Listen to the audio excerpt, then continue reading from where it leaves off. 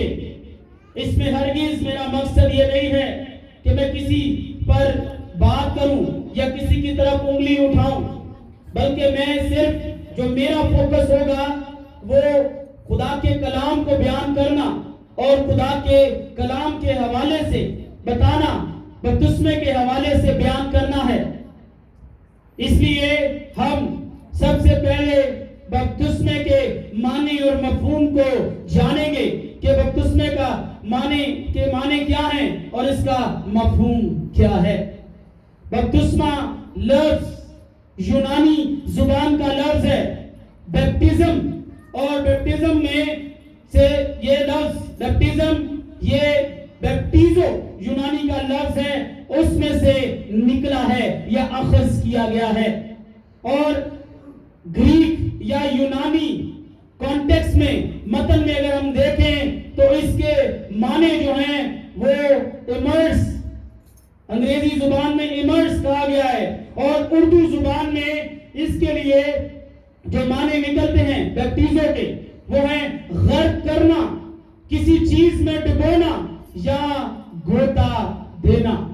और इसके जो इस्तिलाही माने अगर हम देखें तो वो इस्तिलाही माने हैं नए सिरे से पैदा होना, रीजनरेशन या रीजनरेट होना, या आम जुबान में इसको रिबोर्न भी कहा जाता है, या नए सिरे से पैदा होना। और इसके लिए अगर हम उर्दू लुगत को देखें तो उर्दू लुगत इसके माने बयान करती है ईसाईयत में दाखिल करने की रस्म। और इस्तबाग, ये लफ्ज इस्तबाग लफ्ज अरबी जुबान का लफ्ज है, और इस्तबाग के माने क्या है? नहाना, धोना या पाक होना, इस्तबाग। और इसका जो मफहूम हमारे सामने आता है तो इसका मफहूम क्या है? पाकीज़गी, यीशु की तालीम में गर्क होना, खुदावंद यीशु मसीह के साथ कामिल तौर पर चलना। और अंग्रेजी जुबान इसके लिए अंग्रेजी लुगत या डिक्शनरी जो बयान करती है, ऑक्सफोर्ड डिक्शनरी, वो इसकी तारीफ इस तरह बयान करती है, the Christian religious right of sprinkling water onto a person's forehead of immersing them in water। गर्क, इमर्स का मैंने लफ्ज इस्तेमाल किया, इमर्सिंग, कि ये एक मसीही रस्म है जो किसी शख्स को मसीहत में दाखिल करने के लिए उस पर पानी का छिड़काव करना उसके माथे पर। ये ऑक्सफोर्ड डिक्शनरी बयान कर रही है और इसकी तारीफ। और फिर आगे लिखा है सिंबॉलिकली क्या है? प्योरिफिकेशन, पाकीज़गी, जो मैंने पहले बताया, प्योरिफिकेशन और रीजनरेशन, दोबारा से पैदा होना, and admission to the Christian church, किसी को दाखिल करना क्रिश्चियनिटी में। अगर हम इसकी तारीफ को देखें तो बपतिस्मे का हुक्म खुदावंद यीशु मसीह ने दिया है, जो हवाला अंजील में से हमने पढ़ा।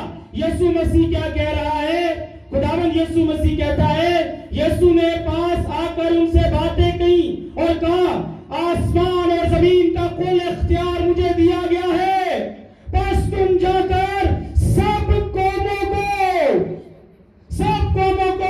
शागिर्द बनाओ, उनको बाप और बेटे और रूह कुद्स के नाम से बपतिस्मा दो।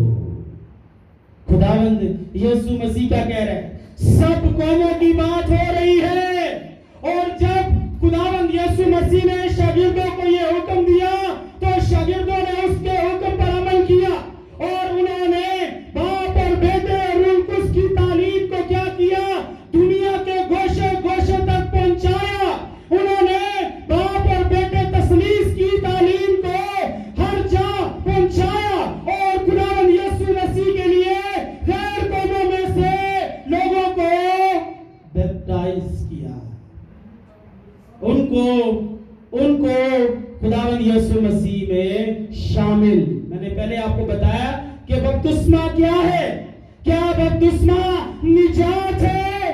क्या बपतिस्मे की वजह से हमारे नाम किताबे हयात में लिखे जाते हैं? अगर किसी ने बपतिस्मा नहीं लिया तो क्या उसका नाम किताबे हयात में नहीं लिखा जाएगा? अजीजों, बपतिस्मा निजात नहीं है। हाँ, निजात का निशान जरूर हो सकता है। अगर बपतिस्मा निजात है, अगर बपतिस्मे से किताबे हयात में नाम लिखे जाते हैं, तो मेरे यीशु का कुर्बान होना, मेरे यीशु का इस दुनिया में आना, मेरे यीशु का मसलूब होना, मेरे यीशु मसीह की फतह कहां रही? वो खुदावंद यीशु मसीह निजात है। मुकद्दस मार्टिन लूथर ने क्या कहा? उसने कहा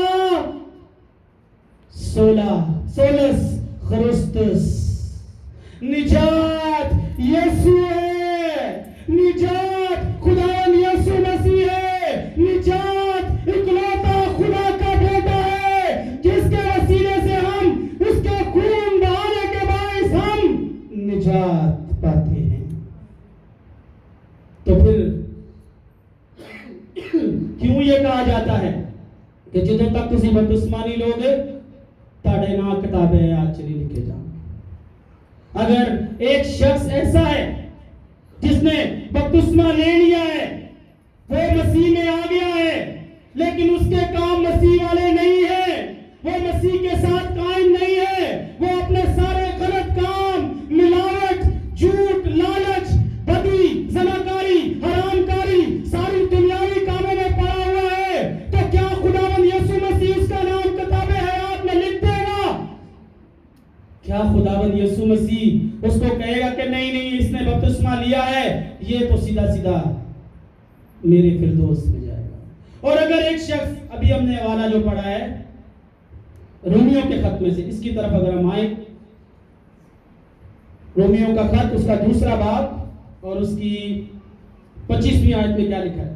25वीं आयत से लिखा है, खतरे से फायदा तो है। बपतिस्मे के माने क्या है? कलीसिया में शामिल करना है। कलीसिया में हम बच्चे को बपतिस्मा देकर कलीसिया का रुकन बनाते हैं, बादशाही का वारिस बनाते हैं। और यहां पर भी क्या लिखा है? लिखा है खतने से फायदा तो है। यहूदी भी क्या करते थे?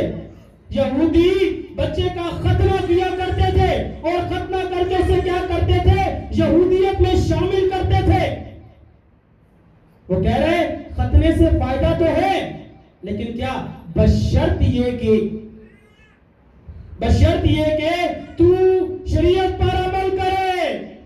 बपतिस्मे से फायदा तो है, बपतिस्मे से हम कलीसिया के रुकन तो बन जाते हैं, हम कलीसिया में शामिल तो हो जाते हैं, लेकिन क्या है? बशर्त ये कि हम खुदावंद यीशु मसीह की तालीम में गर्क हो जाए। उसने क्या कहा? उसने कहा कि इन सब बातों का उन्हें हुक्म दो जो मैंने 19 में लिखा है, बस तुम जाकर सब कौमों को शागिर्द बनाओ, उनको बाप और बेटे और रूह कुद्स के नाम का बपतिस्मा। अजीजों, कुछ लोग ये कहते हैं यीशु मसीह ने भी तो बपतिस्मा लिया है, यीशु मसीह ने भी तो रास्तबाजी को पूरा किया है। जो यीशु मसीह ने बपतिस्मा लिया, क्या वो बाप बेटे रूह कुद्स का बपतिस्मा था? उसको बपतिस्मा बाप बेटे रूह कुद्स का दिया गया था? क्या यहूदी तस्लीस के मानने वाले हैं जो उसको बपतिस्मा देने वाला था, क्या वो क्रिश्चियन था? मुकद्दस यूहन्ना इस्तबागी क्रिश्चियन नहीं था, वो यहूदी था। और यहूदी होने के बायस उसका ईमान क्या था? वो तौहीद का मानने वाला था। यीशु मसीह ने जो बपतिस्मा लिया है वो तौबा का बपतिस्मा उसको कहा जाता है। और तौबा का बपतिस्मा यीशु को लेने की जरूरत भी नहीं थी, लेकिन उसने इसलिए लिया कि ताकि सबके सामने जाहिर हो जाए कि मैं क्लियर हूं। बपतिस्मा है क्या? जो पानी में डाला जाता है, तो क्या पानी में गर्क हो जाता है इंसान? उसमें लिखा है गर्क होना। जो पानी में गर्क होगा वो क्या रहेगा, उसकी सांस बाकी रहेगी? पानी का कोई रंग है? कहते हैं कि डबोना, रंगना, डाइंग उसका मतलब है रंगना। पानी का कोई रंग है? तो फिर रंगना हमने बपतिस्मे में नहीं रंगना, रंगना हमने पानी में नहीं रंगना। रंगना किसमें है? गर्क किसमें होना है? गर्क हमने यीशु मसीह की तालीम में होना है, गर्क हमने यीशु मसीह के कहे में होना है, गर्क हमने मसीहत में हो जाना है, यीशु में गर्क हो जाना है। जिस तरह मुकद्दस पौलुस रसूल कहता है कि अब मैं जिंदा न रहा बल्कि मसीह मुझ में जिंदा है, वो गर्क हो गया है उसके अंदर। तो बपतिस्मा जो हम पानी छिड़काव करते हैं, बच्चे को जो बपतिस्मा देते हैं, हम उसको कलीसिया में क्या करते हैं? शामिल करते हैं। जैसे यहाँ पर हम देखते हैं कि यहूदी खतने के वसीले से बच्चे को क्या करते थे। अब कोई ये भी कह सकता है तो यहूदिया भी गल, और भाई ये रोमियो का खत किसने लिखा है? ये नए अहदनामे के अंदर है। लिखने वाला कौन है? वो यहूदी था, क्रिश्चियन है जो लिख रहा है, लेकिन वो मिसाल के साथ हमें समझा रहा है। और क्या कहता है? बशर्त ये कि तू शरीयत पर अमल करे, लेकिन जब तूने शरीयत से अदूल किया, शरीयत को तोड़ दिया, उसका अदूल कर लिया, उसकी हद को तोड़ दिया, उसके हुक्मों को तोड़ दिया, तो तेरा खतना नामख्तूनी ठहरा। नामख्तून कौन थे? यहूदी कहते थे हम मख्तून हैं, हम खुदा के साथ, हमारी कौम जो है मख्तून है, रास्तबाज, आम अल्फाज में रास्तबाज हैं, हम इब्राहिम की नस्ल से हैं। और दूसरों को वो क्या कहते थे? नामख्तून है। जैसे हम दूसरों के लफ्ज इस्तेमाल करते हैं गैर ईमानदार, तो वो क्या कह रहा है कि जब तूने ये किया, खतना करवा के, और फिर तू शरीयत पर अमल नहीं किया, खुदा की तालीम में गर्क नहीं हुआ, तो तेरा खतना क्या ठहरा? नामख्तूनी, तू गैर ईमानदार की तरह ठहरा। इसी तरह हम जो बपतिस्मा लेके रिबोर्न होते हैं, हम जो बपतिस्मा लेके नए सिरे से पैदा हो जाते हैं, हम जो बपतिस्मा लेकर कलीसिया में शामिल हो जाते हैं, अगर हम खुदावंद यीशु मसीह की तालीम में गर्क नहीं हुए, तो फिर हम क्या ठहरे?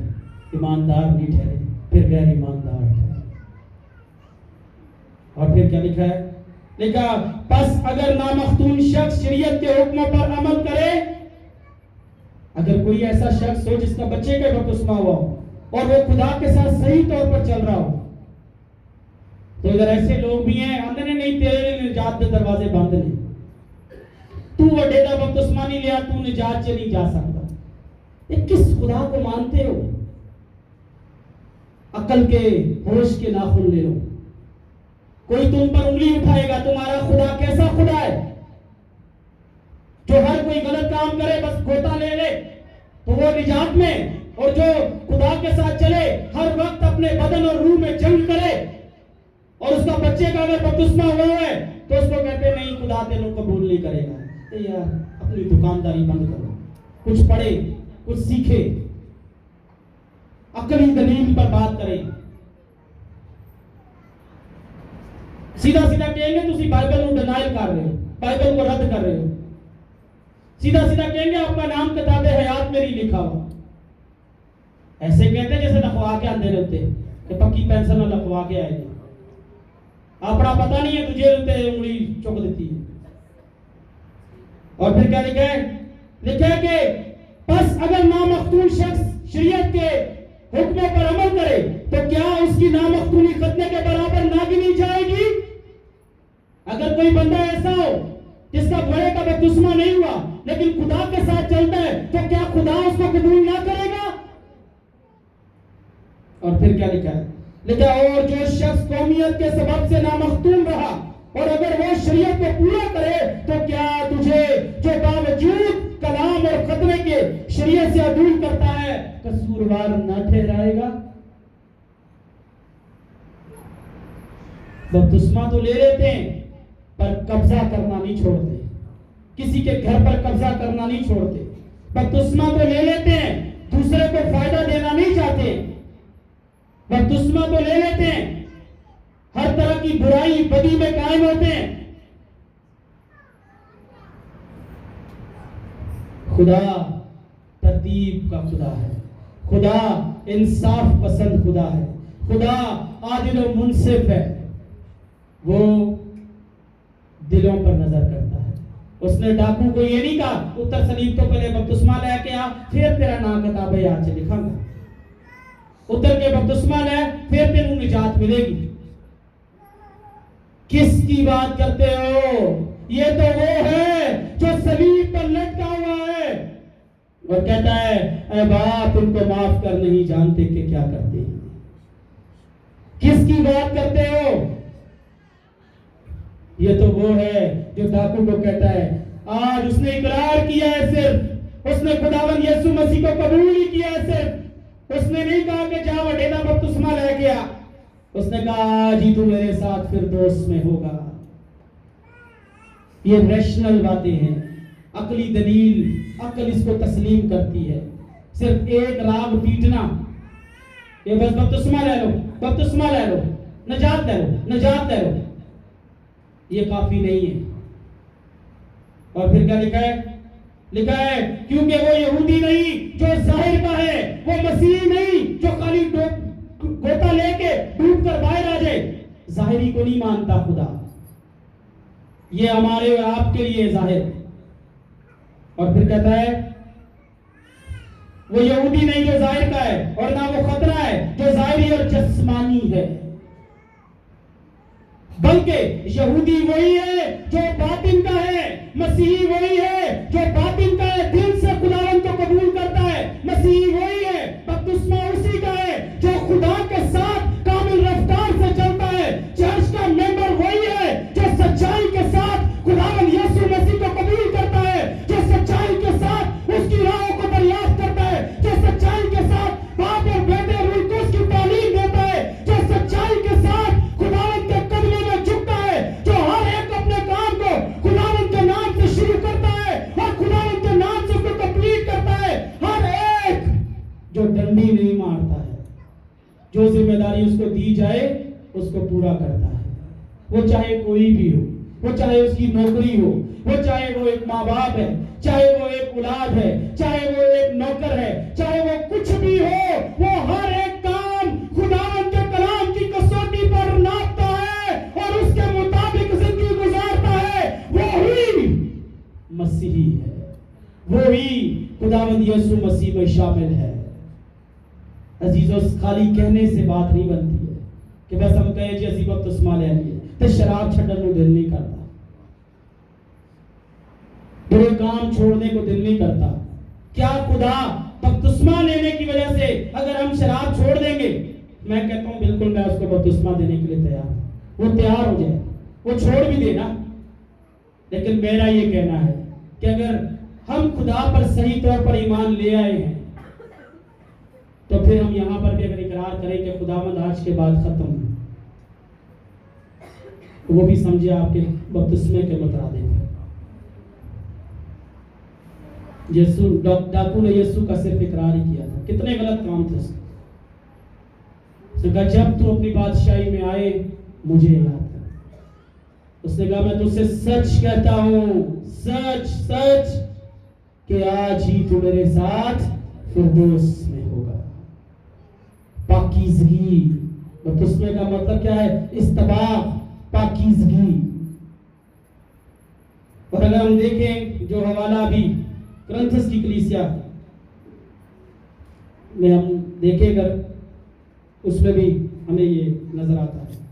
उसमें क्या लिखा है? क्रंथस की पहला खत, उसका पहला ही बात, और उसकी हम अगर 11वीं आयत से पढ़े तो लिखा है क्योंकि भाइयों तुम्हारी निस्बत मुझे खिलवे के घर वालों से मालूम हुआ कि तुम में झगड़े हो रहे हैं।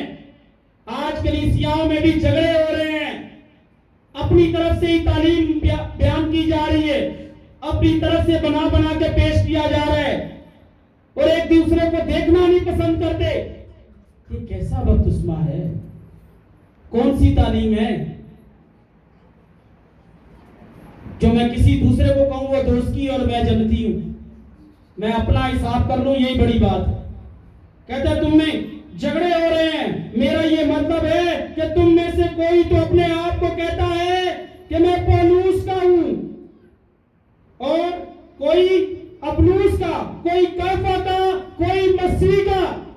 यही मसला हमारी कलीसियाओं में भी चल रहा है कि बपतिस्मा बड़े का होना चाहिए, कोई कहता है छोटे का होना चाहिए, कोई कहता है 3 बार होना चाहिए, कोई कहता है बाप बेटा रूल कुछ के नाम पर होना चाहिए, कोई कहता है यीशु के नाम पर होना चाहिए, कोई कहता है 1 बार डुबोकर बाहर निकालो, कोई कहता है 3 बार डुबोकर निकालो, कोई कहता है एक होश से वहां से चले, पूरे होश के अंदर चल के बाहर आए, कोई कहता है चलते पानी में देना चाहिए। कौन सा वाला बपतिस्मा है? क्या मसीह बट गया? क्या मसीह बट गए? क्या रोमन कैथोलिक चर्च किसी और मसीह की इबादत करता है? हम किसी और मसीह की इबादत कर रहे हैं। पेंटिकॉस्टल चर्च किसी और मसीह की इबादत कर रहे हैं। जब मसीह एक है तो फिर हम कैसे दूसरे को कहते हैं ये दोस्त की है? सिर्फ अपना बाउल बाला करना। यहां पर भी सारे यही, मैं कोई कह रहा है मैं पौलुस का हूं, कोई कहता है अपुल्लोस का हूं, कोई कहता है कैफा का यानी पतरस का, कोई कहता है मैं मसीह का हूं। और फिर क्या लिखा है? क्या पौलुस तुम्हारी खातिर मसलूब हुआ, या तुमने पौलुस के नाम पर बपतिस्मा लिया? खुदा का शुक्र, ये सुनिएगा जरा, ये गौर से सुनिएगा। खुदा का शुक्र करता हूं कि क्रिस्पुस और ग्रेस के सिवा मैंने तुम में से किसी को बपतिस्मा नहीं दिया। रसूल आज़म क्या कह रहे हैं? वो कह रहे हैं मैंने सिर्फ तुम्ही को बपतिस्मा दिया है, जिसके तकरीबन 14 खत हैं। वो क्या कह रहे हैं?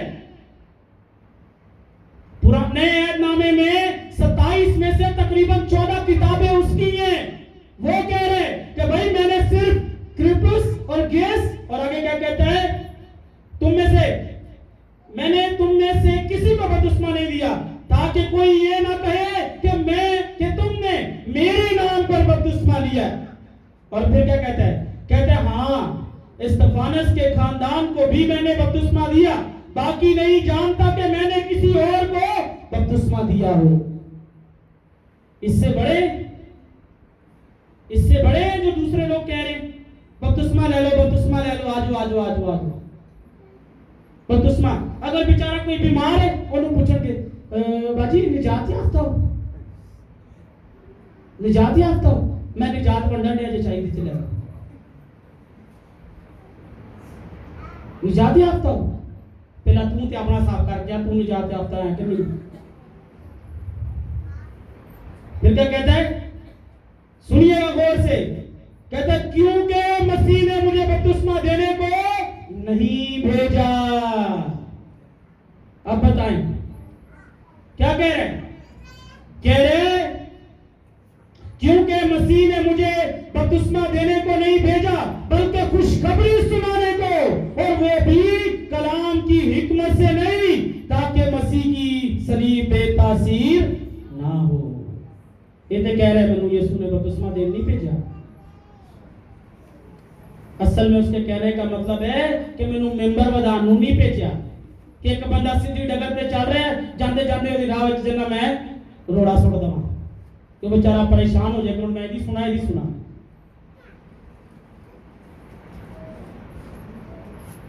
कह रहा मुझे खुशखबरी सुनाने को भेजा। तो अजीजों, गैर कौम में से कोई आता है तो उसको बड़े का ही बपतिस्मा दिया जाता है। यीशु मसीह ने जब बपतिस्मा लिया है तो यीशु मसीह कौन था? यहूदी था। और जब यीशु मसीह ने बपतिस्मा लिया, लिखा उसके बाद से उसने क्या की है? मसीहत की तालीम देना शुरू की है। तो हम ये कह सकते हैं जिस्मानी तौर पर या एक इंसानी सोच में कि यीशु पहले यहूदी था, सारी शरीयत उसने सीखी, सब कुछ किया, लेकिन जब उसने बपतिस्मा लिया तो बपतिस्मा लेने के बाद उसने वो मसीह हो गया और मसीहत की तालीम देनी शुरू की। उसने लिखा है बाइबल में कि बपतिस्मा देने के बाद उसने अपनी तालीम देना शुरू की। तो यीशु मसीह ने जब बपतिस्मा ले लिया, उसके बाद कहीं आपने ये पढ़ा है कि उसने कहा कि मैं तरखान का काम भी करांगा, हो कोई काम ना बचेगा मैं वो भी करांगा, और तालीम एक साइड से हो जाए। और राष्ट्रबाजी को पूरा करने वालों राष्ट्रबाजों, यीशु ने बड़े का बपतिस्मा लिया है, हम भी बड़े का बपतिस्मा लेंगे। इधर भी तो ख्याल करो, अगर यहाँ राष्ट्रबाजी पूरी कर रहे हो कि यीशु मसीह ने बपतिस्मा बड़े का लिया है, तो यहाँ राष्ट्रबाजी खत्म हो जाती है कि यीशु ने उसके बाद कोई काम नहीं किया, यीशु ने उसके बाद कोई जॉब नहीं की है। कहीं जिक्र मिल रहा है उसने तरखान का काम किया हो, तो फिर काम भी छो ना, नौकरियां भी छो, भी राष्ट्रबाजी पूरी करो। उसे पक्कियां नौकरियां लगियां ने ते शाम को कच्चे बाइबल है ते जी जड़ा ना मुनादी हो रही बपतिस्मे दी निजात वंडी जा रही है। यहां पर भी राष्ट्रबाजी पूरी करो ना, वहां उसने राष्ट्रबाजी पूरी की है, उसके बड़े होने का बपतिस्मा तो आप राष्ट्रबाजी दे रहे हो, पर यीशु ने कोई काम किया उसके बाद? इथे ਤੁਹਾਡੀਆਂ ਪੱਕੀਆਂ ਨੌਕਰੀਆਂ ਲੱਗੀਆਂ ਨੇ, ਅੱਧੀਆਂ ਤਨਖਾਹਾਂ ਉੱਥੋਂ ਆ ਰਹੀਆਂ ਨੇ, ਕਲੀਸਿਆ ਕੋਲੋਂ ਵੀ ਲਿਆ ਜਾ ਰਿਹਾ है, ਤੇ निजात भी वंडी जा रही है। हम कोई और काम नहीं कर सकते, ना हमें अलाउ है। और अगर हम कलीसिया पर डालें तो कलीसिया अगर बपतिस्मा लेती है तो कलीसिया यीशु की तालीम में महव हो। कलीसिया बुरे कामों को छोड़ने की जरूरत है, रिबॉर्न होना है, नए सिरे से पैदा होना है, नई जिंदगी में दाखिल होना है। और आज गलतियों के खत में से जो भाई बेटी ने पढ़ा, उसमें क्या लिखा है, इसको मैं 26वीं आयत से लूंगा। क्योंकि तुम सब उस ईमान के वसीले से जो मसीह यीशु में है खुदा के फर्जंद हो। किस पर? बपतिस्मा लेने से फर्जंद हो, ईमान। और फिर लिखा है और तुम जितनों ने मसीह यीशु में क्या लिखा है, शामिल। हम बच्चे को बपतिस्मा देके कलीसिया में शामिल करते हैं। हम निजात नहीं उसको कि तेनू निजात दे दी थी जा, हम उसको कलीसिया में शामिल करते हैं। और यहां पर भी क्या लिखा है, लिखा है और तुम जितनों ने मसीह यीशु में शामिल होने का बपतिस्मा लिया, मसीह को पहन लिया है। गर्क हो गए हो यीशु मसीह की तालीम में, गर्क हो गए हो यीशु मसीह में, क्योंकि अब तुम नहीं नजर आते बल्कि तुम पर यीशु मसीह तुम में नजर आता है।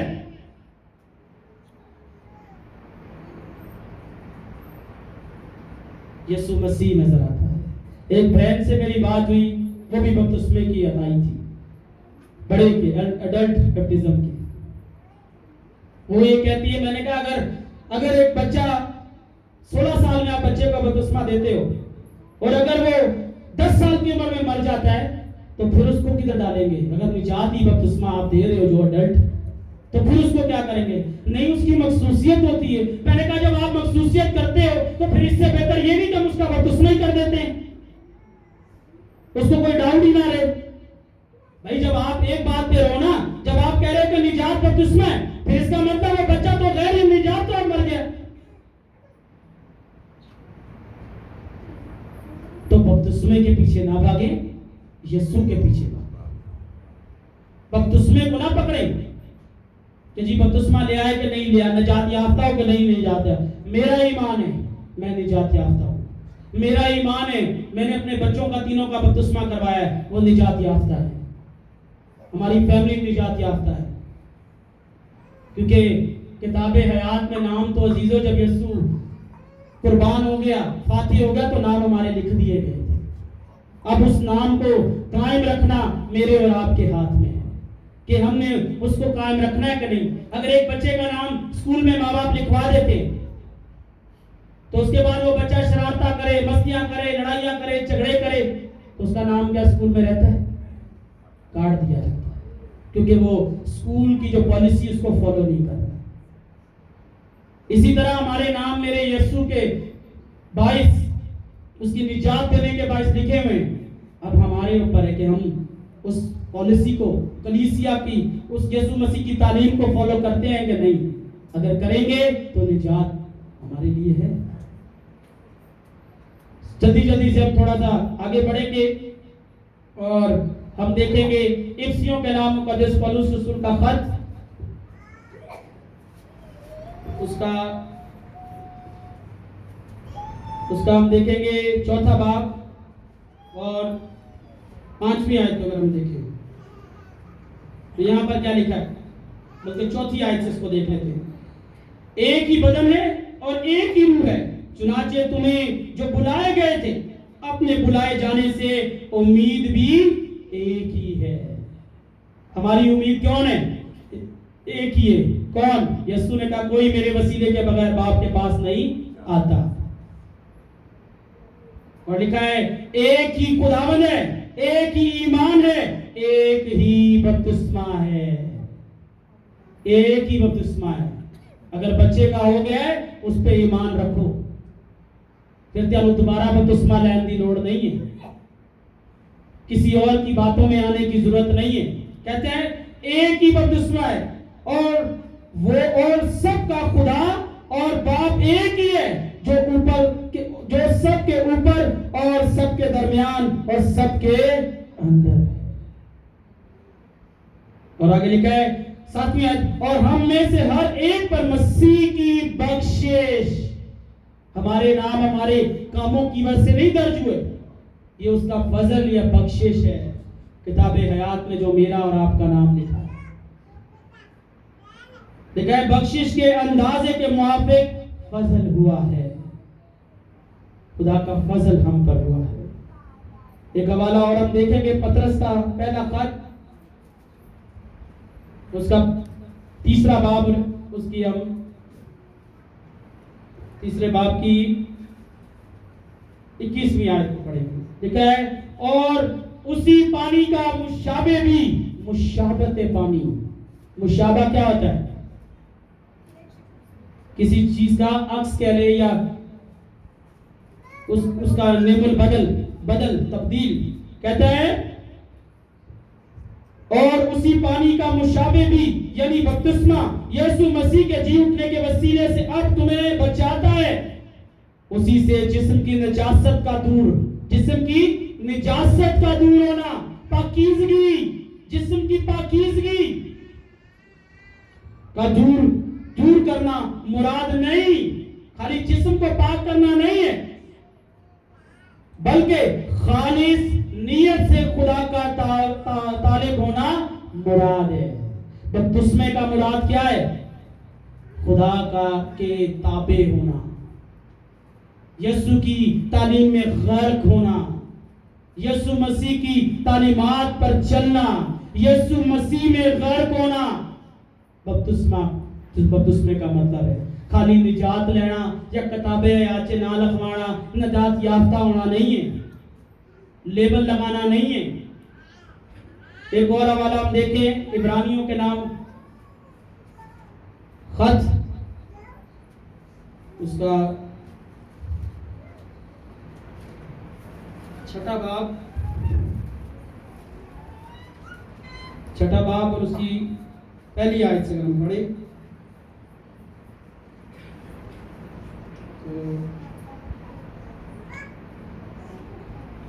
लिखा है बस आओ मसीह की तालीम की इब्तदाई बातें छोड़कर कमाल की तरफ कदम बढ़ाएं। अब ये लड़ाई करने का मौका नहीं है। कहते हैं वक्त के हिसाब से तुम्हें उस्ताद होना चाहिए और अभी तक तुम्हें दूध की हाजत है। ये इब्तदाई बातों को छोड़ें, ये बपतिस्मा खेलना लड़ाई करना छोड़ें, थोड़े बिचौर हो जाएं। कहते हैं बस आओ मसीह की तालीम की इब्तदाई बातें छोड़कर कमाल की तरफ कदम बढ़ाएं और मुर्दा कामों से तौबा करने और खुदा पर ईमान लाने की तरफ हमें बढ़ना है और बपतिस्मों और हाथ रखने और मुर्दों के जी उठने और अब्दी अदालत की तालीम की बुनियाद दोबारा ना डालें। अब तो होशियार हो जाएं कि ये जो बपतिस्मा कहा जा रहा है, अब इसको समझ लें, अब इसको छोड़ दें, अब लोगों को वर्गलाना छोड़ दें, दुकानदारी बंद करें, जो करने का काम है वो करें। और बपतिस्मों और हाथ रखने और मुर्दों के जी उठने और अबदी अदालत की तालीम की बुनियाद दोबारा न डालें। और खुदा चाहे तो हम यही करेंगे। और कहते हैं क्योंकि जिन लोगों के दिल एक बार रोशन हो गए, एक बार जिन्होंने खुदा में जो दाखिल हो गए हैं, कलीसिया में शामिल हो गए हैं और वो आसमानी बख्शिश का मजा चख चुके और रूह कुद्स में शरीक हो गए और खुदा के उम्दा कलाम और आइंदा जहान की कुव्वतों से जायका ले चुके, अगर वो बरगश्ता हो जाएं तो उन्हें तौबा के लिए फिर नया बनाना नामुमकिन है। सुन लें, जिनका बपतिस्मा हो गया है वो उसी पर सब्र शुक्र करें। और अगर वो बरगश्ता हो जाएं तो उन्हें तौबा के लिए फिर नया बनाना नामुमकिन है, इसलिए कि वो खुदा के बेटे को अपनी तरफ से दोबारा मसलूब करके ऐलानिया जलील करते हैं। सुन ले क्या लिखा है, ये जड़े बार बार बपतिस्मा लेंदे ने ना या जड़े देंदे ने, वो यीशु मसीह ਨੂੰ दोबारा सलीब ते चढ़ांदे ने और ਉਹਨੂੰ ऐलानिया फिर चढ़ा के ते बुरा भला लिखते हैं।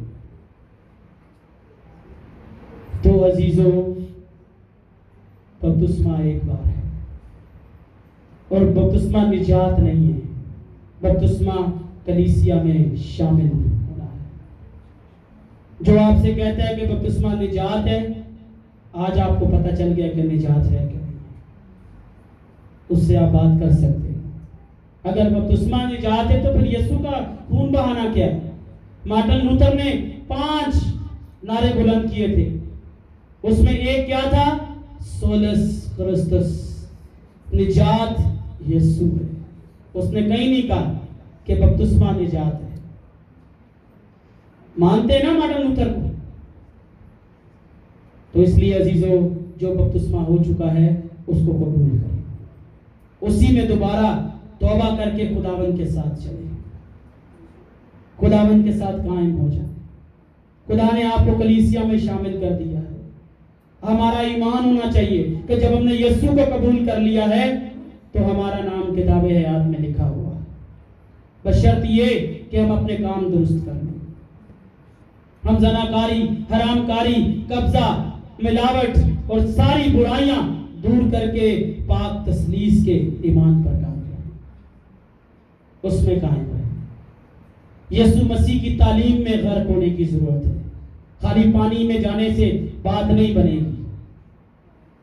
पानी च एक दफा डुबकियां ले लिया तो मगर वो ही रस्से थे वही पैर, ये नहीं होगा। ईमान में मजबूत हो जाए और जो बपतिस्मा आपका बचपन में हुआ है, जो आपको शामिल कर दिया गया है, उसी पर कायम रहें। यीशु मसीह की तालीम में गर्क हो, यीशु मसीह को पहन लें तो आपको बखुद नजर आएंगे। आपको बपतिस्मा लेकर रोड़ा शोर पांदी वखांदी जरूरत नहीं है। लिखा है दरख्त अपने फल से पहचाना जाता है। खुदावंद मुझे और आप सबको इस मुकद्दस का कलाम पर अमल पैरा होने की तौफीक दे। आमीन।